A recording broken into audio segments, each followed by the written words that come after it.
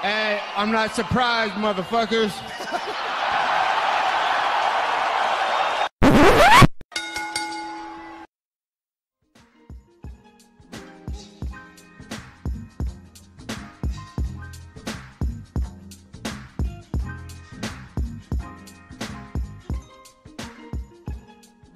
What's up, guys? Welcome to the Courtside Soundoff podcast. I'm Josh Ivanoff. He's Angel Ortega.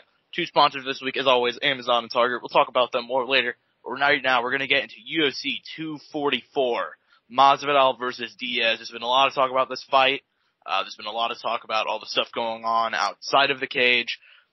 But this is probably the biggest event of the year. They had The Rock come in, and I guess he's going to present the bad motherfucker title to the winner. And, this sport's such a weird one to cover. Because here's a fun story for you guys. It's kind of a quick one. My first writing thing was at a place that's no longer around. It was a part of a larger network.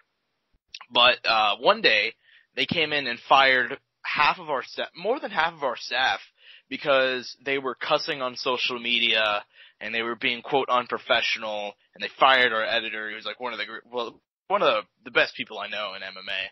A very smart guy, works for ESPN now.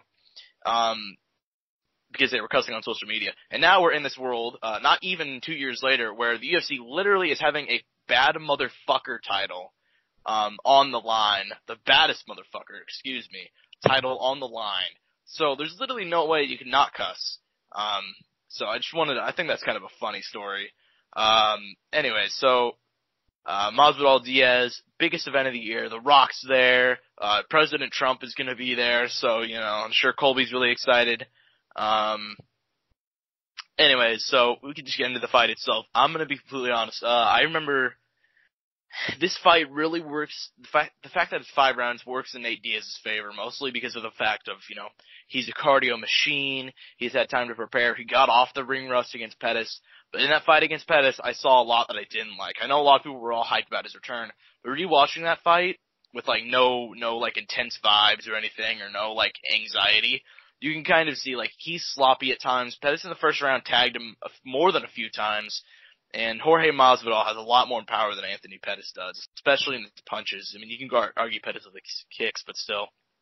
And I've long said, and I know it's a stupid position to take, but if Pettis does not mess up his foot, on a checked kick right in the middle, right at the beginning of round 2, I think he still wins that fight. I understand it's a stupid hill to die on, but that's who I am. I'm going to take Masvidal here. I think Jorge is going to go out there. I think his boxing is just more slick, and I don't think Nate Diaz is going to try and take it to the ground. I just don't think that's what he's going to try and do. I've been wrong before, but I personally think Masvidal is going to go out there and box him up. I don't know if he's going to get the finish. I don't think he probably does. I know Nate's the most durable guy in the UFC. He eats punches for breakfast, but I'm going to take Jorge Masvidal. Angel, who do you got in this West Coast versus East Coast gangster fight? Oh shit, some rapper shit right now, right? But no, dude, I've gone and for a number of the fights on the card, I've gone back and forth on, dude. I'm not, and there's some I'm very confident about where I'll be yeah, I think this is who will win. But there's a lot where I'm definitely not 100% sold on the winner. And this is one of them, dude. I've gone back and forth on it. I'm has Nate been out too long? I mean, he proved me wrong in that last fight, but then at the same time, I didn't think Showtime fought how he could have, and then obviously I found out later the foot thing and all that.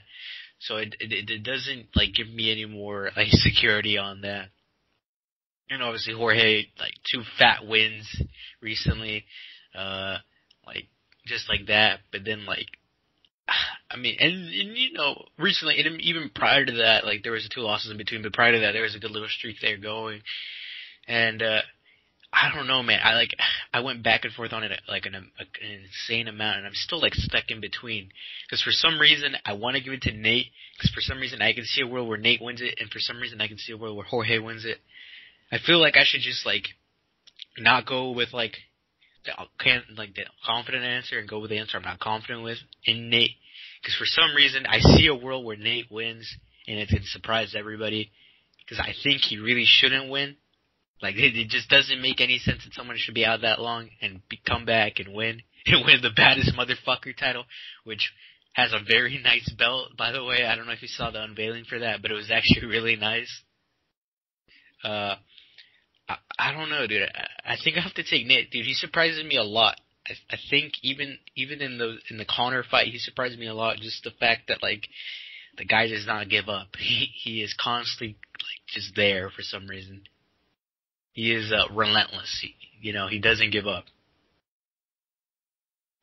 Yeah, he does not give up at all. He's like a dog, man. He'll keep on coming at you for 5 rounds. We've seen that before, but I don't know. I'm taking Masvidal. I just got like a feeling that it's just gonna be like we've seen his star-making performances over this year, but I really think this is gonna be an even better one. I think this one will surprise everybody. I think no matter what the outcome is, I think it'll be a surprise ending for sure. Yeah, for sure. I feel like this could just be a sudden knockout. Like I feel like there's gonna be something crazy that happens. Another fucking knee off the bat, dude. That would be crazy. I mean, if there's one thing, Nate Diaz has not gotten knocked out by a knee, but he has gotten knocked out by like a pretty weird head kick. So maybe he throws one of those out there. Flying omoplata. There you go. Maybe that's how it'll go down. Maybe. In the co-main, we got Darren Till making his middleweight debut against Kelvin Gastelum. I'll say this right off the bat. This fight's going to be a banger, but I don't like it for Till. I think Darren Till coming off of 2 very one-sided losses. Like, I guess you can argue that the Masvidal fight was close and then he got slept, but he still got slept very badly, earlier this year. And then the Woodley fight, he just got dominated. So it's, and then coming up to fight Gastelum, he's coming off of a 5-round war who, a couple punches land and he's, in the position that Adesanya is right now. I'm gonna say it right straight off the bat. I'm gonna take Gastelum. I don't think Till has a head movement. If there's one thing I can see out of Darren Till, very awesome kicks, great at distance management, has a lot of power in the right hand, dropped Masvidal, finished Cerrone with it, dropped Thompson with it. There's a lot I like out of Darren Till, and I think his striking is really next level stuff. But at the same time, he's very, very open to the 1-2, specifically the right hand. He eats those very, very clean. Masvidal landed a lot of them clean. Like, before Masvidal got the finish, I was like, dude, he's gonna get messed up, because he ate so many of those 1-2 combinations. Just Masvidal would throw the left and come back with the right. And he ate them many, many times, and then eventually he got hit with it one more time, and he got slept. Woodley knocked him down with it, nearly knocked him out with it. And what is Kelvin Gastelum's thing? The 1-2 is absolutely ruthless. He dropped Adesanya with it, knocked out Bisping, dropped Jacare, dropped White. I can go through the list, but basically he drops everybody with that 1-2, and Gastelum hits like a fucking truck. And we're talking about a guy who's coming off of a very lopsided knockout loss, and Darren Till, so he's coming back relatively quick too. It's only been, like, I would have recommended him take off a year for that, but it's only been, 8 months, I think? 7 months? I'm gonna take Kelvin Gastelum here. I think it's a relatively obvious choice, but I would love to see Darren Till prove me wrong, because I've been a giant fan of that kid since I saw him on the prelims a couple of years back, in the Nicholas Dalby fight. But, Angel, I'm curious, who you got in the co-main? Dude, I got Kelvin as well, dude. I think that pressure he put on Israel, like when we saw that fight back in April, I think that's gonna play like a big part, dude. Like, he surprised me. I thought, like, because of his height, going into that fight, I doubted him a lot because of his height and just probably like distance wise, because just Israel was so long. I'm like, how's he gonna deal with that? But he just fucking put the pressure on him, which surprised the shit out of me, dude. And honestly, in that fight, if it were for maybe some bad IQ things fighting wise, I remember we talked about that. Maybe the fight goes a little different, right? Or maybe he wins the round or whatever. Or who knows? Maybe just things work out differently.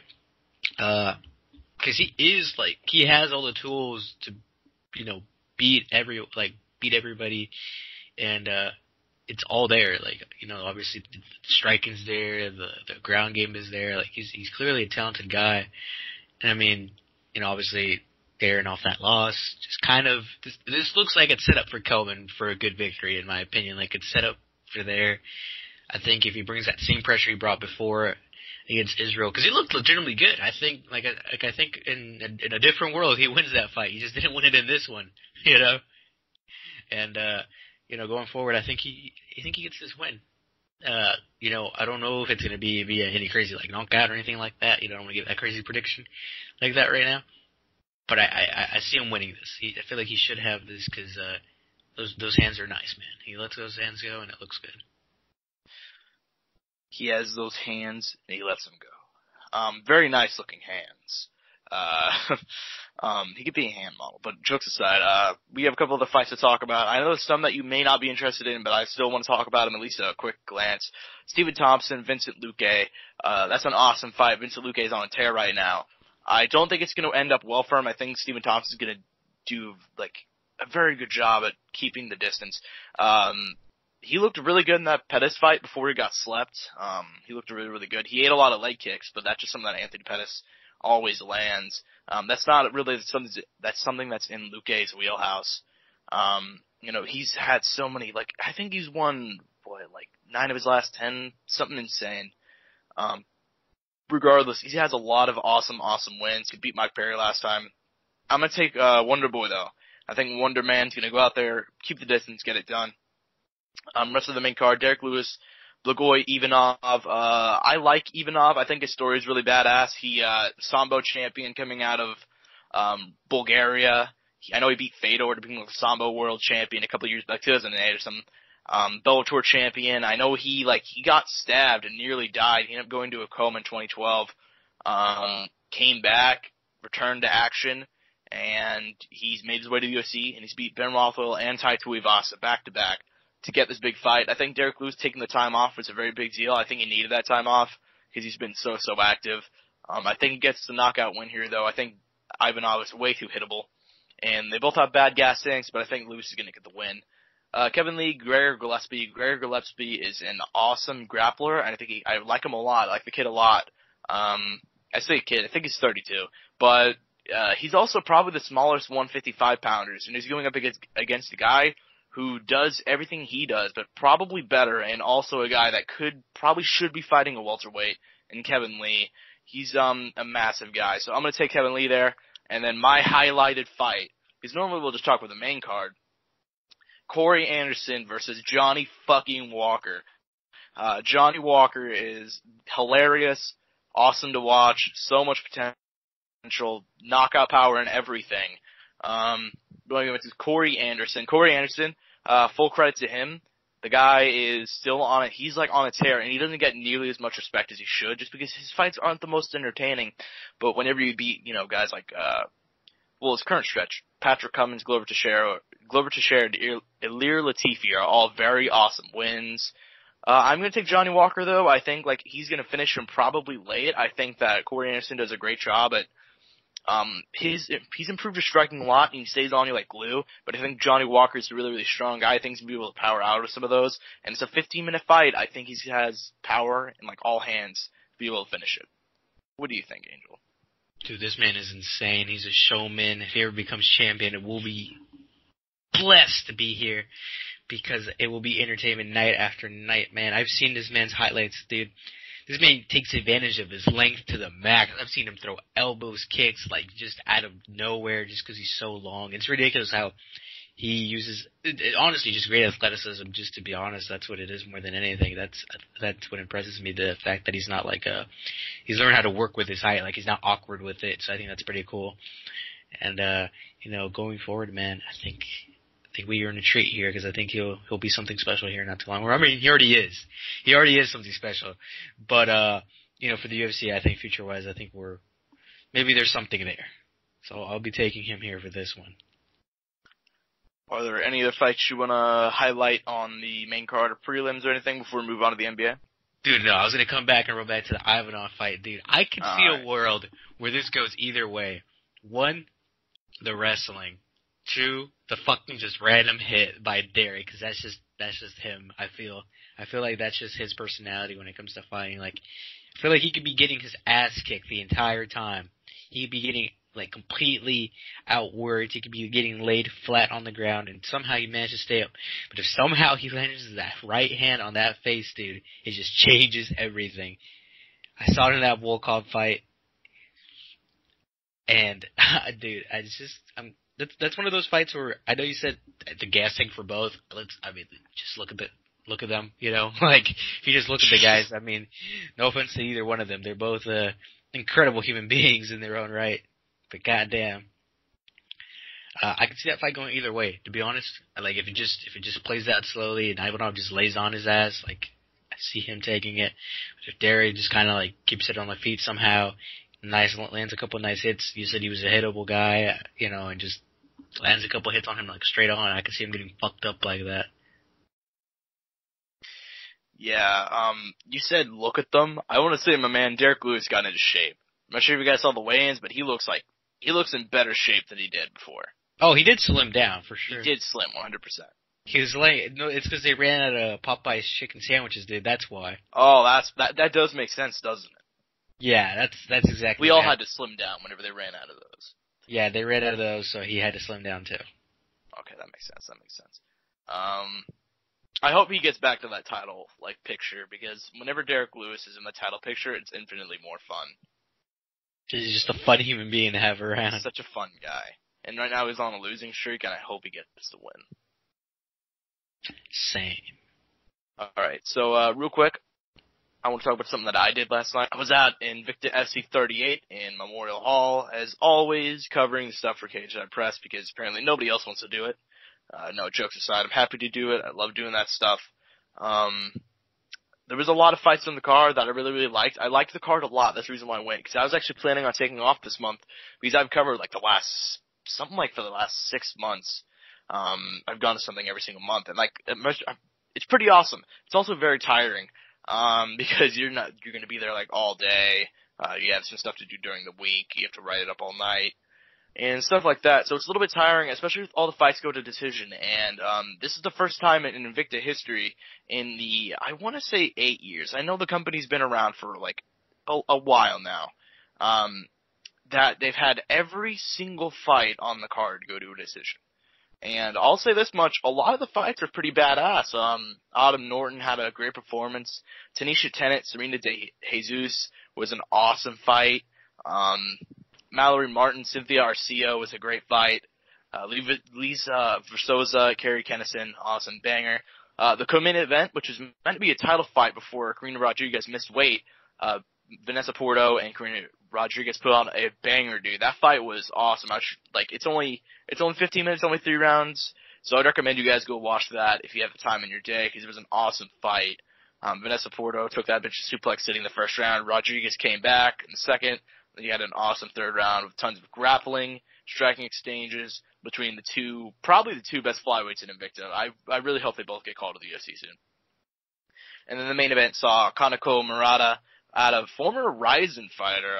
She is she was one of the top tier women in Ryzen. And then she came over to Invicta, and she's only 26, and she has a lot of potential. And I thought that she lost this fight. Let's say that much. I thought Emily Ducote, who's a former Bellator fighter, and she's came a long way too. I thought Ducote won that fight, but still it was an awesome fight. And Kanako got the win. There's been no announcement on when the next Invicta card will be, but you could bet your ass I'll probably be at that one as well. So that's what I did yesterday. That's what's up. So yeah, as always, KChatPress.com for all that shit. Anyway, so I guess we can go to the NBA, because we have that stuff. The NBA has been back now, and now we're kind of getting the feel for what teams are like. We're seeing how good people are. The teams are improving. Teams are disappointing. And I'd say the team that's been disappointing the most has been the Golden State Warriors. All offseason, I heard the rumblings, you know what I mean? There was obviously the talk of the Lakers and the Clippers and, other teams like the Bucks, 76ers. But you still had the people that were like, man, what about Golden State? Golden State, they're still a top-tier team with Steph. You can't count out Steph and Clay. Steph, Clay, and Draymond. And then Clay got out for the whole season. And they were like, well, maybe Steph, Dre, and D'Angelo, that might be enough to get him into the 8th spot. And not only were they losing, they were getting dominated. To this day, they are still the only team to lose to the Oklahoma City Thunder. And also, the Phoenix Suns, Angel, you'll know the exact number off the top of your head. How much did the Phoenix Suns beat them by? Dude, I don't even remember off the top of my head. I just know it was a fair bit. I mean, there was a big gap at some point, and then, I'm guessing the bench came in for a while and then it was reduced. Just a guess though, like what was the maximum point? Because I know at one point they led by like 30, I think. Dude, I'm sure it was like 60 to 20 something at some point, or 50 to like 20 something. I know there was a big gap at some point though. All I know is that like the Thunder were leading by like 40 points at one point. So I know there was a big point, like just at one point there was a big point difference. Well, anyways, they got the shit kicked out of them, and not long after, it was announced that Steph Curry broke his hand, and he's going to be out for, I think, 3 months. Is that the timetable? 3 months, exactly. Yeah, so right now you're in a position where you have D'Angelo Russell, all-star in the East, but still all-star, and Draymond Green, former defensive player of the year, and all-star, and Willie Cauley-Stein, and a bunch of fucking G-Leaguers. And that's basically what the Golden State Warriors are right now. And listen, man, I really don't want to be like, it's karma. Because listen, Steph Curry is nobody attacks Steph Curry for being a personal guy. Because personally-wise speaking, he looks like a great guy. He has a nice family, all that stuff. His wife seems like a bitch, but no, I'm joking. I'm not saying, I've never met her personally, but I know what you mean. Yeah, no, I'm just joking though. I don't know. Anyways, so nobody attacks Steph personally, and nobody attacks a lot of these guys personally. Like Clay seems like a great guy. Clay seems like the guy that everybody wants to chill with. I mean, nobody likes Draymond, but that's because he kicks people in the dick. You know what I mean? But yeah, so Steph broke his hand, and I really want to be like, it's karma, because like ESPN put up a thing. It's like the 6-game stretch has featured KD tearing his Achilles or whatever, Clay tearing his ACL, Game 1 loss this season, Game 2 loss this season, beat the Pelicans, and then Steph breaks his hand in like a 40-point loss. They've had a horrific 6-game stretch, even like dating back to last season. And I don't know where the Warriors are going to go from here, because right now you're in a terrible position. And I don't know where you go, because you don't have the draft picks, you don't have the cap, and your team looks terrible even with Steph Curry on the court. And I understand, I hate to be that guy, but this is so awesome to see. How the mighty have fallen. Like, how the mighty have fallen. Like, oh yeah, forgot to mention, an hour ago, Draymond Green got diagnosed with a sprained finger. For some reason, I thought you were going to say AIDS. I don't know why.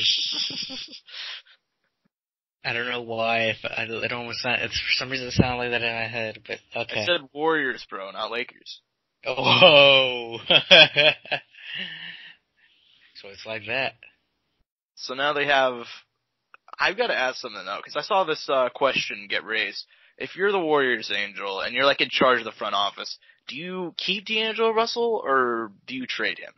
I'm pretty sure that's why they brought him in, to trade him future-wise. Like, I'm 100% sure that's what they'll do at some point. Realistically, though, I did talk about this like in a couple podcasts earlier. I'm like, a couple of years from now, some of these teams are fucked. Oh, yeah, definitely. And the Warriors are one of the ones I brought up. Another one was the Rockets, and another one was the Lakers. I'm like, future-wise, like rebuilding-wise, when that time comes, these teams are fucked. You know? I don't think Lakers as much as the Rockets and the Warriors. I think Warriors and Rockets are fucked specifically because they have no cap and they have even less draft picks. I don't think the Lakers lost. How many draft picks did they lose for AD? Because that's their only big trade they did. For a while. Yeah. For a while. They'll be out for a while. But it's not even just that. They're going to pay LeBron until he's like 39 though. You know what I mean? That's another thing. That's true. So it's not going to be a smooth rebuild by any means, and it'll definitely be a while. And then it's just going to be dependent on many different things. You know, I'm sure pay cuts will come, and people will get picked up over the years. But those were like the 3 big teams where I was like, I don't know about when that rebuilding phase comes around, but we'll have to see. Yeah, I asked that question because if I were the Warriors, I would try and trade him, like, pretty much immediately, depending on the return you can get, because he's still a really, really young guy. I think that, like, I probably say you could do something with the Celtics, if anything, because they got all the draft picks and they got all the young guys who are really good. And the Celtics are going to make the NBA Finals anyway, so.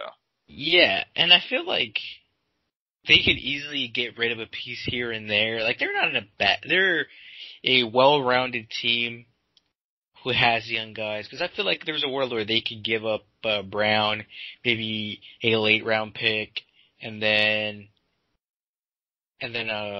what's it called, a future pick. Someone who's already picked up, who was picked up later in the round, and the future pick for him, and it's a pretty reasonable trade, but it's like, do the Celtics really need D'Lo, because they have Kemba now? Or would they get rid of Kemba and have D'Lo starting just to have a younger guy? So I don't, that's another thing there. So I don't know exactly what, even then, like, that wouldn't make a lot of sense for Boston, I feel. Unless they got rid of Kemba, or unless Kemba wasn't there. But also, they signed Kemba for like a long time too. It's not like a one-year deal. Yeah, so that's another thing too. So, I mean, and even if they had him, I guess he replaced Jaylen Brown at shooting guard. So I guess it makes sense there. I don't see that like happening. Obviously a lot of things have to work out, and obviously a lot of phone calls have to be made. And that's not something that's going to happen. Yeah. Because I don't think the Celtics are trying to get rid of anything right now. Yeah, so I don't know where he would go, but if I were a team, like, if I were the Warriors, I would look to trade him depending on the return you can get. But, yeah, the Warriors have fallen, and speaking of teams that have fallen, the Oklahoma City Thunder continue to disappoint me. We beat the absolute hell out of the Warriors, and that was awesome. That's worth the price of admission. And but we still been losing. And one of those games we lost was we faced Russ in his return. Actually, never mind. We were at there. It was not Russ returning, but not yet. Not yet. That'll be January. Something really, really late too. But yeah, man, absolutely. Like, it was an awesome game too, and Russ put up some great numbers. And by the way, did you see that game a couple of nights ago for the Rockets? And I think it was, who was it? Was it the Timberwolves? They put up like 159, 158 in regulation. It's something ridiculous. I know you're talking about though. Yeah, absolutely ridiculous. So the Rockets are having some ridiculous games lately, and that was one of my Game of the Year contenders, and we'll talk about another one of those in a minute. The Russ beat OKC in his return, and listen, man, I've been really weirded out on how they're going to make things work over there in Houston, but I've been watching like most of their games, man. It's just really, really a weird combination, because it worked back whenever, like, in OKC back in the old days, because they were both developing and Harden was coming off the bench and stuff like that, but I don't know, man, because at times you'll just see Harden you'll see Westbrook just standing over there basically doing nothing while Harden dribbles and looks for a three. I saw that. I saw a literal situation like that. It was when I don't know if you saw it, it was on ESPN's Instagram when he went for that crossover and Russ is just literally standing there. That happens all the time, too. And he reacts to the crossover, and that's it. It happens literally all the time, so It's a weird combination, but hey, it's working so far. Like, they've won some good games so far, so full credit to them. Yeah, until somebody gets hurt. Actually, if somebody gets hurt, I think it'd be interesting to see how they work that team. Well, I think it'd be if either of them got hurt. So that's the only way you see how the team changes. You know what I mean? Like play style wise. Yeah. If either two of those get hurt at some point throughout the season. Which is, well, I mean, we wouldn't want that to happen, obviously, but it would be interesting. It would be interesting to see what happens. So, something we probably should have stuck in the MMA section was Joel Embiid and Karl Anthony Towns had their big showdown, their big fight, and it was a whole lot of grappling. Joel got the body lock, takedown, and Ben Simmons ran in, got the look for the rear naked choke finish. It ended up being called off as a no contest, and now they're both suspended for it. But the fight went viral, and I thought it was a really, really funny situation because it just showed that NBA players cannot, unless you're Ron Artest, NBA players cannot fight. I mean, there you go. I mean, it was big, lanky guys. It was cool though, dude. I thought I was gonna turn this. When I started seeing the video, I'm like, oh shit, Malice in the Palace 2.0. I mean, it wasn't in Denver, right? I'm pretty sure that's where it went down. But I was like, wow, is it gonna happen? And no, it didn't. It was good though. The hits were thrown. Now there's beef there. There's a storyline there. It's beautiful, dude. It's They were beautiful. talking shit on each other's Instagrams. They were talking shit everywhere, dude. Everywhere. It's great. I think this is something that the NBA needs. You know, obviously, you don't want there to be a full-on fight, but I do. I do. You know, I do. I know I saw something that was like, can they implement like hockey type rules where they just like, you know, fuck it, you know, just let it go Let down. them do it, and then they go in the penalty box for 5 minutes. Yes. I would kill for some. I wish hockey rules were just in every sport. Anything where there could be hockey rules. I wish there was hockey rules, even in real life. Because they just have the greatest stuff. Like, they have the greatest rules when it comes to fighting. Like, basically, if you want to fight a dude, the referee will be a referee for it, and they'll let you fight for, like, a couple of minutes. Not really a couple of minutes, more like 30 seconds, and then put you in the penalty box for, like, 10 minutes, and then you're good. It's great, though, dude. When you just see those gloves come off, fucking beautiful, dude. I wish that happened in the NBA. Headbands come off. I mean, not for LeBron. Yeah. I don't know if you saw that. Did you see that? I did. You have so much money, man, and you just can't fix that yet? Dude, I saw it, I don't know if it was, did they play last night or the night before? It was last night, yeah, because they played the Mavericks, dude.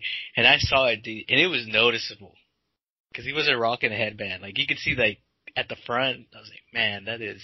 You need to fix that, Joint B. That is heartbreaking. I don't know. But yeah, just on a random note, for the people who haven't seen that, just go Google that, LeBron's hair, or hairband or something, you can probably find it. Yeah, it was super noticeable. It's pretty bad. It was pretty bad. But, speaking of stuff that was really, really cool, I'm not sure if you saw this game last night, but La and the Mavericks put on, like, a game of the year contender. It ended in overtime, 119-110, which their score doesn't look that impressive, but if you watch that shit in regulation, Mavericks jumped out to a quick lead, Lakers came back in the third, dominated the fourth pretty much, and Danny Green hit the super clutch three-pointers to send the game into overtime, and then they pretty much dominated overtime too. I think they got outscored, like, in the final quarter of regulation, and then overtime, like, super lopsided. But Luka and LeBron were dueling. They both put up a triple-double, I believe, and it showed that LeBron James is still here and Luka is the future. And it was an awesome game. It was weird. It was a weird parallel, dude. They had not the same stat line, but they both got like a triple-double, hit 30-plus points. They were both on each other a lot, too. Which, I mean, for Luka, I'm guessing that's his, first of all, he, you know, looked up to him. You know, obviously LeBron, you know, he's got to teach the young buck a lesson, right? He hit a three right in his face in overtime. And then Luka, you know, he has to step it up. You know, it's a big moment. Especially for these international guys. I mean, it's everything to them, dude. This is a life dream. I mean, talking about a kid who's been playing professionally since we were 16, 14 years old, and you know, always had pressure on him. You know, and I'd say it's probably like maybe not the exact same, but kind of the equivalent for LeBron. You know, came into the league, 18 years old, the pressure on him. You know, drafted out of high school. Probably one of the most hyped up athletes, even at that point, even more than Kobe coming out of high school. You know what I mean? Yeah. So I mean, there's parallels there. I mean, it's different for both. You know, obviously, like I said, one was just across the world. You know, just made it to lower level league quicker. You know, probably the second best league in the world, and just had to deal with that at a young age, and obviously represent his country. And now he's here. It's just it's pretty cool though. It was pretty cool just seeing that little parallel there, and obviously you know, I saw they had their little exchange at the end, and you know, LeBron praised him, and you know, he got praised back, and you know, all respect to that Mavericks team, dude. I haven't seen a game yet. I'm sad I haven't. That Mavericks team is solid. They look like really fun to watch. I'm sad I've missed out and haven't gotten to see them because They look legit. They look like they're here now. It's not like I remember I've been saying like next year, maybe the year after. They look like they're here. Oh, I do. No, I had faith in them. I told you, I'm like, next year, you'll see them. Yeah. You'll see. You told me, man. You showed me up. I did. But like, speaking of like, I just want to throw a couple random things out there. Like, dude, Kings, holy shit, what happened? They hired Luke Walton, bro. That's what happened. That absolute rapist. Whatever happened with that? Did that ever get figured out? This podcast is gonna get me in a lot of trouble. I've been saying a lot of shit, but yeah, no, nothing happened with it because I think it was more of a civil case, and she couldn't prove anything because she tried to sue him. Okay. She did not press charges. She tried to get money, and if you do that, that's typically frowned upon because it doesn't look like you actually want anything. It looks like you're looking for money.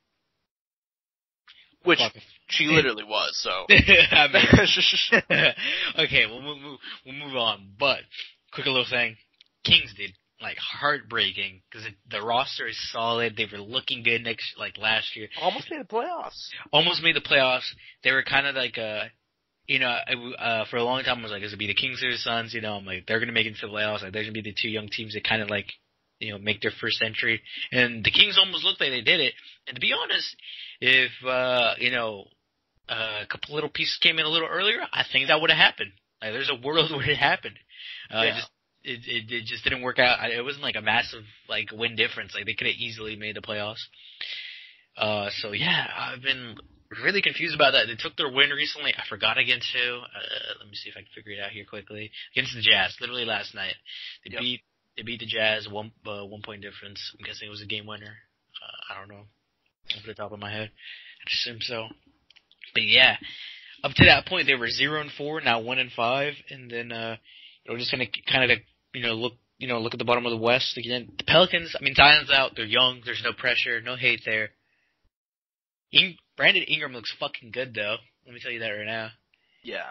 I don't know if you've been looking at the stat lines. He's been putting up some. I've been looking up a lot of stat lines, dude. He's been putting up some nasty numbers. Some KD numbers. No, I'm just kidding. You know what we need to talk about for MVP, though? Early MVP contender, D. Rose. Don't even at me. He's been having some solid games, and Andre Drummond's still on a tear, dude, rebounds-wise. I saw, the most, recent stat is, 23 rebounds and, 25 points. It's just because Blake is in there. Yeah, he's killing it. I think whenever Blake comes back, that team's going to be legit, dude. Because D. Rose has been super consistent. And obviously, it's only 6 games sample. And for the East, we also got to think about that too. Yeah, but D. Rose averaging 21, 2, and 6, also on 56%. Not bad. We talked about the Thunder already. All-Star maybe? Question mark. My Suns, they've been doing good. I wanted you to talk about the Suns. Arguably could be 5-0, dude. We could be 5-0, because, the Denver Nuggets were choking. I forgot the other loss. It was off the top of my head. But it was a close-ass game as well. It could have been, oh, man, so many different things, but I'm happy. We've been so competitive. We've never, we haven't been blown out. Every game we've been trying, we could have won, which makes me so happy because, obviously, and dude, for the first time ever, it was a couple nights ago, I heard the arena was filled up, and it was the first time I ever heard the arena chant so loud, "Let's go Suns." And and for the last 4 years I've been watching, I've never seen the arena chant, "Let's go Suns," to win a game in a fat while, dude. There's been a couple chants. So happy for you guys. But not that loud, and I'm happy. Baines has been killing it since Aiden's been out, so that's kind of opened up a couple things for some other people, but I'm sure once Aiden gets back, they'll probably mess with some stuff, or maybe they'll make some stuff better. Either way, though, I'm excited. And the Trailblazers are there. Hassan Whiteside, I forgot that was even a thing. The Jazz have been something. Obviously, Donovan's still with his slow starts. You know how I get on him about that these last, 2-3 years now? And Mike Conley has a worse shooting percentage than Markelle Fultz at this point in time right now. I don't know if you know. How is Markelle Fultz doing? I saw him he's doing okay. Post a play earlier. He's doing okay. It's double digits, 4 assists, half a rebound and a half a steal, something like that. I hope he turns his career around. He's not doing bad. He's doing okay. He's taking more threes. He's definitely trying to rebuild himself. He's got all the tools to be good. I mean, we saw that. Just whatever was wrong with him, and he's here now, and hopefully he proves to be wrong, because there's some good pieces on that Magic team, to be honest. I mean, I don't think there'll ever be anything crazy because there's not too much there, but there's certainly something. But speaking about teams that have been surprising me, the Timberwolves are 4-1, dude. The Timberwolves have been fucking killing it. Andrew Wiggins has been Andrew Wiggins. You know how you said Michael Johnson is like on his worst day, he's like UFC champion on his best day he's UFC champion, on his worst day he's Michael Johnson. Yeah. I feel like that equivalent is the same for Andrew Wiggins. At times I feel like Andrew Wiggins is like NBA champion, all-star caliber, but on his worst day he's Andrew Wiggins. And recently he's been doing pretty good, so he's been proving people why he has that fat ass contract. And I'm happy about that. I'm really happy about that. So good for him. And then in the East, the Heat have picked up some fucking amazing pieces. I don't know if you've seen this, dude. I have. Tyler Herro, Rookie of the Year. And Kendrick Nunn. I don't know if you've seen this, dude. I saw his stat line last night. Absolutely going off, put up 100 points. Is this like the only player since LeBron James to put up 100 points within 3 games, some shit like that, 4 games, something crazy like that. So the Heat, dude, are something. And Jimmy Butler got into the mix again. So that team, and they have Bam Adebayo. That lineup, and then the coach. I'm fucking surprised, dude. The Heat managed to work. I thought the Heat were fucked, dude, because they were gonna start rebuilding. I thought they were fucked. They're not fucked. They're doing really good. The only team that's fucked in the East right now is probably the Knicks. And I feel like all New York knows that. But that's kind of my little recap of the NBA, what I've kept up with. Yeah, I think you hit everything. Yeah, no, I kind of hit everything. Shout out to Trae Young. Do the Knicks have a win yet? Yeah, they have one win. They have one? Okay. Have one, yeah. Just checking in. Yeah, no. They gotta win. They beat someone. I don't know who it was off the top of my head. But probably the Thunder. You think it was the Thunder? No, it wasn't. They haven't played the Thunder yet, but that's what I say. I don't know. Thunder are looking bad, so I mean, actually, the Thunder look really good, but they still lose, and it pisses me off. Even better, they beat the Bulls. The Bulls. Who did the Bulls beat last? They beat the Pistons last night. Beat the Pistons last night. All their players did really good, so they had it was a pretty nice all-around team. Dude, who was it?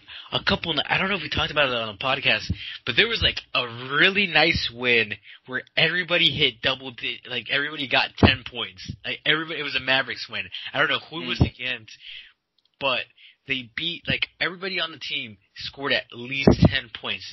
I think one person didn't score, double digits. Let me see if I can find it. Yeah. It was against, you can look this up, it was against it was Mavericks versus Nuggets, dude. Everybody got 10 digits. No one went, no one went past 14 points, and they won 109, 106. It's actually one of the most beautiful stat lines you can see by a whole team, perfect point distribution amongst everybody. Nice. So if you ever had time, look at that, especially if you're listening to this right now. Go literally on Google, type NBA, click on Mavericks, and then click on that Mavericks-Nuggets game, because it's actually quite pleasing to look at. But I think that's enough for the NBA. Yeah, no, everything is symmetrical. So I guess with that, we move to our final topics of the week. Oh, actually, I was going to mention this. I could slide this into football talk, sort of. Something I did not mention. And I was one of the only people to pick up on this. I'm sitting there at Invicta last night, it's kind of funny.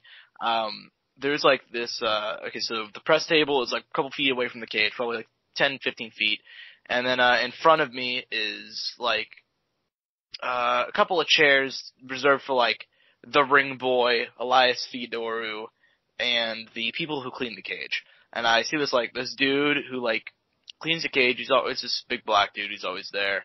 And what a guy. I see him pick up his phone, and I see him call someone, and it looks like he called Tyreek Hill, because that's the contact name. That's literally Tyreek Hill, not Tyreek or anything. I'm that's kind of strange. It's Tyreek Hill. And then about half an hour later, I see this girl walk in, and I followed by this dude, and I couldn't really see him very well. And eventually they come over, and I'm like, holy shit, that's Tyreek Hill. And it was him and his girlfriend, no child, obviously. And it was just it was so, because nobody else knew about it either. It wasn't someone they were accompanied and Invicta didn't post about it or anything.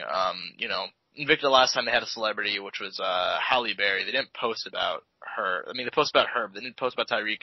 It was just kind of a of the moment thing, and Tyreek Hill showed up. So that was kind of funny. So yeah. Now I guess we can move on to boxing. So Pretty cool, man. Pretty cool. I did not talk to him. Actually, the one moment we had is whenever I dropped my water bottle, because he was sitting in front of me. I had a water bottle there and it fell over, and he handed it to me and said, "What's up?" You dropped it. Come on, Josh. We all know I actually you knocked it over on purpose. Played dumb like a girl, and No, man. I don't. And then he looked at you and he said, "You should be fucking afraid of me." You should be fucking terrified of me. No, man, I didn't want to talk to him because they tell us specifically, don't fuck around, and that's what they told us whenever Halle Berry was there. So I'm assuming it was the same principle. I was like, I'm not going to talk to him. Also, because if he looks up my name and finds out what I said on the podcast. Oh, right. Holy fuck. Didn't even think. Good thing you didn't tell me to go check out the Courtside Soundoff podcast on. No, jokes aside. I mean, there was that one time where we went on a rant about the NFL, more about their punishment stuff, but I didn't think I really said anything too terrible, because that's considering what he was been accused of and what he's literally been found guilty of. So, if we ever make it big, we definitely had to go back through here and maybe censor some stuff. So when people, I guess I'm exposing us now, but fuck it, whatever happens, us, Angel. Whatever happens. But definitely, if we ever do become ever irrelevant, podcast, I'm not saying, we're very relevant now to the general public, but if we become even more relevant to the general public, we definitely have to go back and check some stuff out. Yeah, probably. But anyway, so moving on to boxing. Just move on. Don't talk about it. Tyson Fury had a fight over in Saudi Arabia. I almost said Australia. Holy shit. in the brown Australia, also known as Saudi Arabia. And he fought this guy Braun Strowman. He was 6'8", 345. I'm not sure how this shit got regulated by a commission. But I guess it must have been fighting a super heavyweight or something. But he ended up getting the knockout win. For some reason, this wasn't really normal boxing. It must have been in kickboxing rules, because Strowman landed a couple kicks. For some reason, they went outside the ring, which I thought was really, really weird. And landed a couple good shots, and then threw Tyson back into the ring. I guess this shit must have never got started. I'm not sure how it was a knockout. It should have been a no contest. And while Braun was getting into the ring, Tyson landed the right hand flush, knocked him out. He hit his head off the ground, probably got medical attention, but Braun Strowman was knocked out, could not beat the 10 count. Tyson Fury, your victor. Obviously the big rebound win he needed after the close fight with Otto Wallen, and this gives him momentum heading into his fight with Deontay Wilder. How do you feel about the outfit, first of all? The wrestling outfit, you know what I mean? I thought it was hilarious. Did you see his entrance? No, I didn't. All I saw was that he won. That's all I saw. I didn't see any. He dressed up as a Saudi prince. Oh, okay. I did see that picture. I didn't see. He looked like the bad guys in Call of Duty 4. I did see a little bit of it. I saw the flares and all that. That's about it. Yeah, he dressed up like the bad guys at Call of Duty 4. Basically, he just dressed up like an Arab. Okay. But yeah, that's as far as I saw. It looked entertaining, though. It was a better match than it had a right to be. It was a lot better than Cain Velasquez's match with Brock Lesnar, but that was because they kind of did that. It was only a pro wrestling, MMA style match, and it ended in legitimately 3 minutes. So it kind of sucked. But whatever. I'm sure it'll. Was it better than Mike Tyson? I was gonna say that. Was it better than Mike Tyson? No, Mike Tyson didn't have an actual match. He was a special guest referee, and he was involved in other stuff. So Mike Tyson stuff was actually legit cool. There we go. I'm just saying, general entertainment-wise, was it better than Mike Tyson stuff? No. Okay. Just wanted to know that. Simple as that. That's all I wanted to know. I just wanted to know if it was better or not. Because I didn't really get to see much of it. It's because all I saw was the semi walkout and then the obviously that he won, and that was about it. Yeah, it was an okay match. It was not better than the Floyd Mayweather match a couple years back. Oh yeah, I did see that with the brass knuckles. Yeah, that shit was awesome though. It's pretty funny. So I guess now we can move on to actual boxing and not that pro wrestling garbage. Canelo Alvarez taking on Sergey Kovalev for the light heavyweight title, 175. Canelo looks like he's on all the Mexican supplements, my man. He's been eating that horse meat. He looked huge. He totally beat my ass. So, and Kovalev looks like Kovalev. He's obviously 36 now. He's been up and down, got a win last time out. He got a win in August, and he's making a really, really quick turnaround because he got really messed up in that fight, but he's getting a career-high $12 million payday. Canelo's getting $35 million as part of his deal with the Zone. I'm going to get straight to it. Angel, who do you got? Because while you're talking, I'm still going to think about who I'm making my prediction for because I've been going back and forth ever since the fight's gotten announced. Dude, so has like the whole boxing. I mean, there's the people who are like 100% sold on one or the other, dude. But I feel like to a certain extent, like the fight is almost set up for Canelo. You know what I mean? Like the whole situation, like his style will function if he's able to work it out. But at the same time, if Kovalev just makes a couple things work, like I could see a very different outcome where Kovalev like fuck Canelo up. Like if he honestly he has like a very like good game plan. Protects his body, because we all know those body shots. We all know that was discovered a little while back, and that looked like the weakness. So, honestly, my thing is for Kovalev, if he wants to win, is don't get tagged in the body, protect your body, keep your distance. You're taller than him, you're longer than him. You should have the advantage in all those, kind of situations. So as long as you do that, you should be able to get out with the win. For Canelo, though, he's gonna have to pressure that body, though, attack it as much as he can, and just really focus on that, because he. And, obviously protect himself. I mean, obviously, we're going to have to see how the movement transfers over, up in this higher weight class and how he'll deal with. But I thought he looks, like, surprisingly, I didn't think he looked as big as I thought. I thought he was going to look a lot bigger. He still looks, like, decently lean. Like, it looks all around pretty good. So I think he should be fine. Obviously, I did see the more bulkiness. Dude, he was fucking dry, though. You can tell, I saw that at the weigh-in, his lips were just really, really dry. Obviously, everybody, kind of quits with all the liquids before the weigh-in. But he was fucking dry, dude. It was a bit worrisome, but I know he'll be fine because he went up. He didn't have to go down or anything, so it's not like it's intense on his body, but definitely does take a hit on him. I don't know, dude. I'm fucking torn. Like, I can see Canelo, like, winning it, but then at the same time, I could see a world where Kovalev could just, like, flash this man, knock him out like that. Like, I know Canelo hasn't been down like that, but it wouldn't be, like, this is a whole new level of power, man. I mean, once you get to those, I feel like, I think what someone said was, like, past cruiserweight, that's when the hits start just getting, like, mortal. Or at cruiserweight, like, that's when you feel it, like, ridiculously well. So, It's gonna be scary, man, because Canelo's gonna get tagged up for sure at some point, and I just want to see how he reacts to it, because it's not gonna be the same as before. So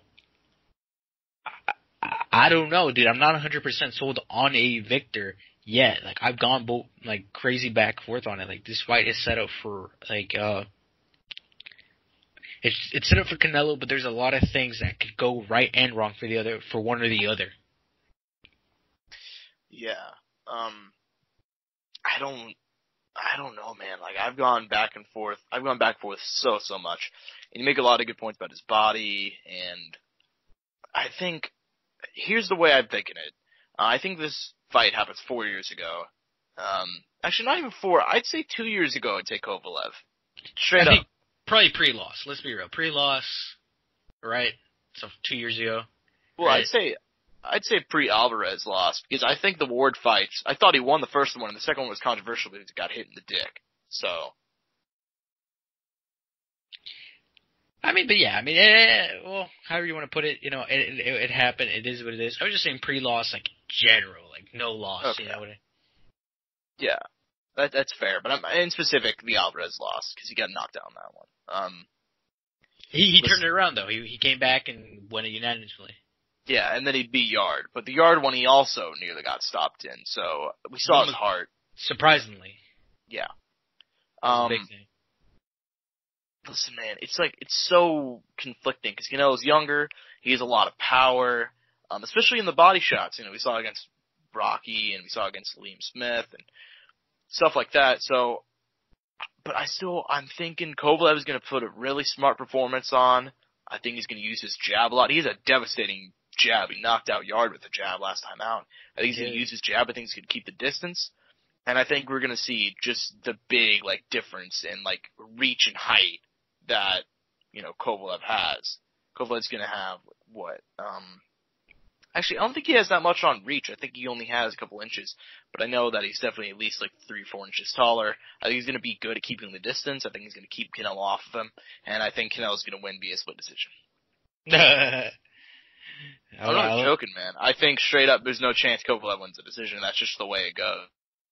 And that's not me being mean, or that's not me just being an asshole, but a lot of people thought Daniel Jacobs had a closer fight, and he ended up completely sweeping. He didn't sweep that one on the scorecards, but he clearly won that one. Gennady, most people thought that Gennady beat him twice, and he walked out with a loss and a draw.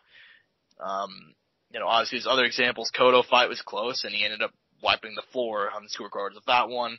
There's a lot of examples of Canelo scorecards, so I don't think there's a chance that he wins. I think Kovalev is going to do really, really well at keeping the distance. If that's even if it goes to 12 rounds, you know what I mean, for either of them, you know what I mean? I think they're both just too durable, because I think that Canelo's going to see that his power translates, but not as much as he wants it to. We'll have to see, dude. It's a crazy one. I think I could see Canelo coming off with that win, but at the same time, I feel like it's set up for something crazy to happen on either end, you know what I mean? There's things that work out for the other. Like I said, either opposition has certain things that could go well or in their advantage or whatever. But I feel like in some ways, something just ridiculous could happen. I feel like that's what it's going to come down to, though. Yeah, that's fair. I'm still pretty conflicted. Either way, I think it's going to decision. But I think, like I said, if It's tonight, so we'll be entertained. I mean, we'll have our reactions on Twitter or wherever. We'll be talking, though, for sure. Yeah, I think regardless, either Kovalev just completely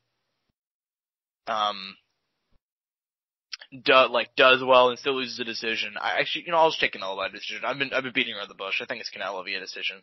I don't think he'll stop him. I think his power won't translate as much, and I think Kovalev is very well aware that he's going to try and attack the body, so I think he's going to keep him on the outside.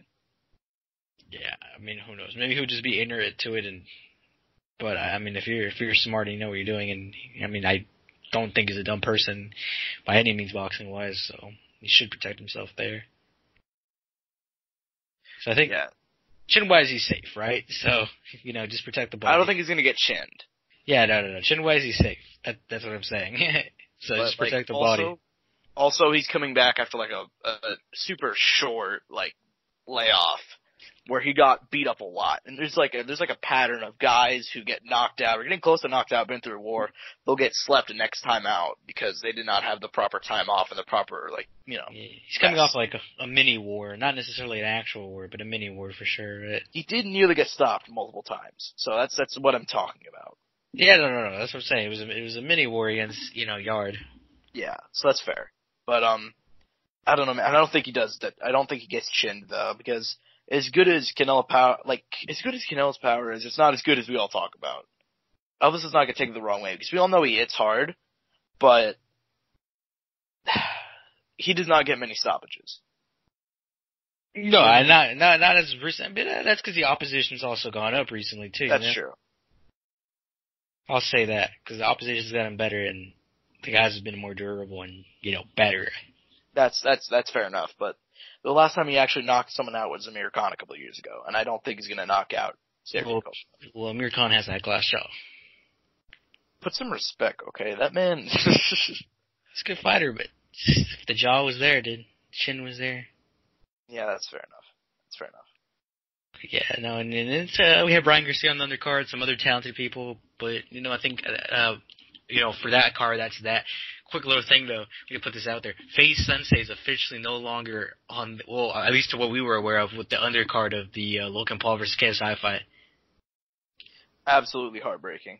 It's looking now It's not like anybody knows what we're talking about, but it's looking now like Overflow is coming in and stepping up and is cutting down weight in this last week to get ready for that fight. Overflow is coming in? It's coming in to replace Sensei, what looks to be the undercard. Now, I don't know how much I buy this stuff, and that's not me being a dick, but that's me saying that Face Sensei was never even officially on the undercard. It looked like Sensei. I mean, from what we were, I mean, he was at the Mayweather gym, like he was training with JJ, like, and then he got the rib injury. Yeah, that's all supposedly stuff, but he was never officially on the undercard. But let's say it was like in the works. But we're getting down to that point now. Where we should have known. We should have known.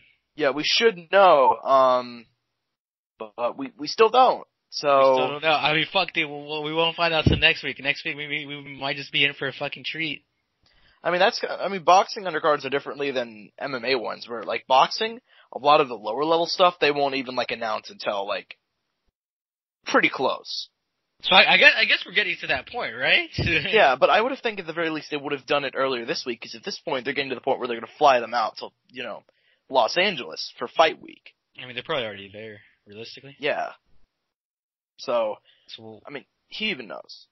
So next week we'll have all of that. We're excited about that. We'll be talking about that. We're definitely going to do like a long preview show.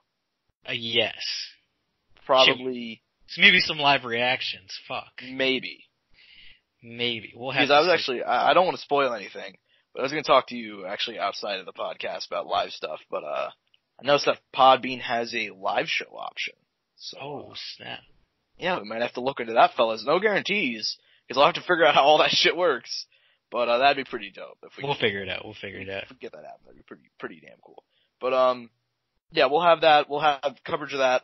Like all of next week we're gonna have probably a longer preview show. If I had to guess, probably that one would probably be on Friday, because I want to have that time. I'm gonna have the time to let that one simmer for a bit. But hell yeah. So that's all we got for this week. Miss Angel, you got anything? No, that's everything. I'm excited about next week, and obviously tonight, next week we'll, once again, jam-packed content, because we're going to be recapping, obviously, this boxing match is going to happen tonight, and obviously this whole card, because I think I'll miss a fair bit of it, but I'll catch whatever I can. I'm just excited, bro. We gotta, next week will be jam-packed, and obviously we have good stuff to recap next week and good stuff to review next week. Yeah, man, we are back to that hour show that we've been wanting. We've been in the 45 minutes range most of the time.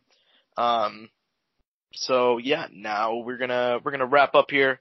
So if you guys want to follow all of our stuff, I'm at Josh Shevanoff on Twitter. He's at Angel Ortega _01.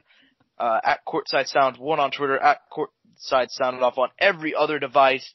Facebook, Instagram, YouTube. Our YouTube channel's been popping off lately. Spotify, like I said, we're getting closer to 1,000 views. 1,000 viewers, excuse me. So if you guys want to boost us up to there, tell your friends, tell your mom, tell your dad, tell your dogs, whatever you want to do. Thanks for listening as always, and we're out. So peace and butt grease. Mouse click.